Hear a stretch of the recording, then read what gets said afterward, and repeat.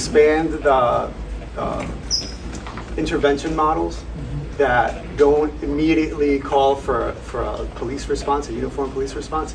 And I think we have to look at using other resources that exist. I mean, if you look at our fire personnel, all our fire personnel is trained as EMS. And consistently across the city, EMS, whether they're in an ambulance or on a fire truck, they have to respond to crisis situations. And generally, almost always, those interventions end up, well, they don't end up in disaster. They don't end up in somebody getting shot. They certainly don't end up in somebody getting arrested. We should be asking ourselves and saying, why is it that they have such a great success rate? Why is it that people feel comfortable around them?